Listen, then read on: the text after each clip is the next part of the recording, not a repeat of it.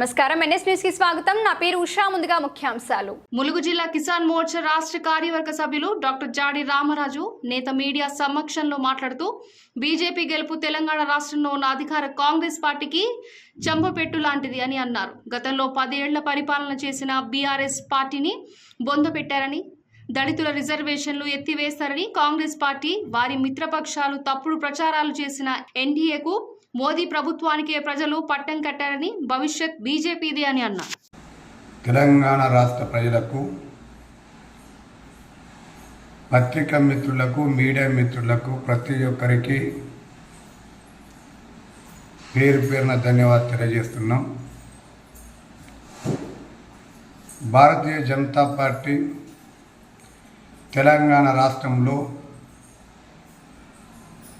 అధికార పార్టీ అయినటువంటి కాంగ్రెస్ పార్టీని బొందబెట్టి తెలంగాణ రాష్ట్రంలో సీట్లు సాధించడం జరిగింది. ఒకసారి మనం ఆలోచించాలి. కాంగ్రెస్ పార్టీ తప్పుడు వాగ్దానాలతో, తప్పుడు విధానాలతో ముందుకు వెళ్ళబోయి బొక్కబోర్లా పడ్డటువంటి చరిత్ర గల పార్టీ కాంగ్రెస్ పార్టీ.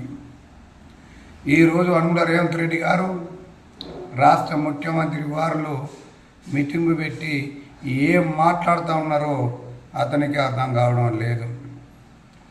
ఓడినా నేనే, గెలిచినా నేనే అనే ఎందుకు అంటున్నాడంటే మేకపోతు గాంభీరాన్ని ప్రకటించినట్టు మాట్లాడుతూ ఉన్నాడు. ఎందుకంటే సీఎం పీఠం గురించి 2 జిల్లాల నుండి వేసి చూస్తున్నటువంటి నాయకుల్ని మభ్యపెట్టడం కోసం అనేక ప్రయత్నాలు చేస్తున్నారు. నా విషయం తెలుసు. భారతదేశంలో కానీ తెలంగాణ రాష్ట్రంలో కానీ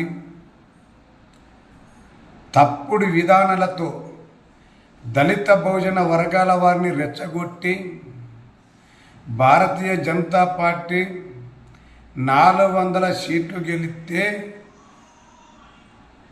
ఎస్సీ ఎస్టీల రిజర్వేషన్ రద్దు చేస్తారని చెప్పి తప్పుడు నివేదికలు తయారు చేసినటువంటి నీశాతి నిశమైన పార్టీ కాంగ్రెస్ పార్టీ, దాని మిత్రపక్షాలు. ఈ రకంగా దుష్ప్రచారం చేసినా కానీ తెలంగాణ ప్రజలే కానీ యావత్తు భారతదేశంలో ఉన్న ప్రజలు పట్టించుకోలేదు. కానీ కొంతమంది ఇది నిజమే కావచ్చు అని నమ్మి కొంత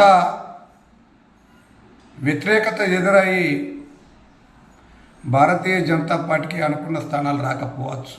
కానీ ఎన్డీఏ ప్రభుత్వం 3వసారి ఏర్పడడానికి ప్రధాన కారణం ఏంటంటే కాంగ్రెస్ పార్టీ నాయకుల మాటలు ఎవరు నమ్మకపోలేదు. కాబట్టి ఈరోజు ఎన్డీఏకు 292 సీట్లు, 300 వరకు సీట్లు ఇవ్వడం జరిగింది. అంత ప్రగల్భాలు పలికేటువంటి కాంగ్రెస్ పార్టీకి కనీసం భారతదేశ ప్రజలు 100 సీట్లు ఇవ్వలేదు.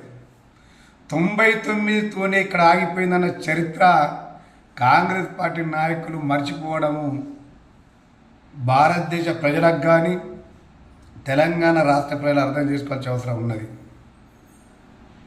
ఈరోజు కాంగ్రెస్ పార్టీ ఎన్ని మాటలు చెప్పినా, ఎన్ని ఉన్నంత ప్రగల్భాలు పలికినా, ఎవరితోని జత కట్టినప్పటికి కూడా భారతదేశ ప్రజలు నమ్మలేదు. కాంగ్రెస్ పార్టీని మరోసారి ప్రతిపక్షాల కూర్చుండబెట్టింది.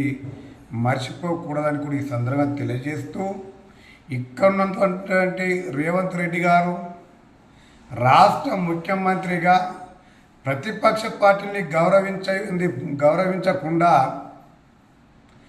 ప్రతిపక్ష పార్టీల నాయకులపై కేసులు పెట్టించి అనేక రకాలుగా ఇబ్బందులు పెడుతున్నటువంటి నాయకునికి నిన్న జరిగినటువంటి జగన్మోహన్ రెడ్డికి ఏ గతి పట్టిందో రేపు జరగబోయే పంచాయతీరాజ్ ఎన్నికల్లో కూడా కాంగ్రెస్ పార్టీకి, రేవంత్ రెడ్డికి అదే గతి పడుతుందని కూడా ఈ సందర్భంగా తెలియజేస్తూ ముగిస్తున్నాం. జై హింద్, జై భారత్, వందే మాతరం.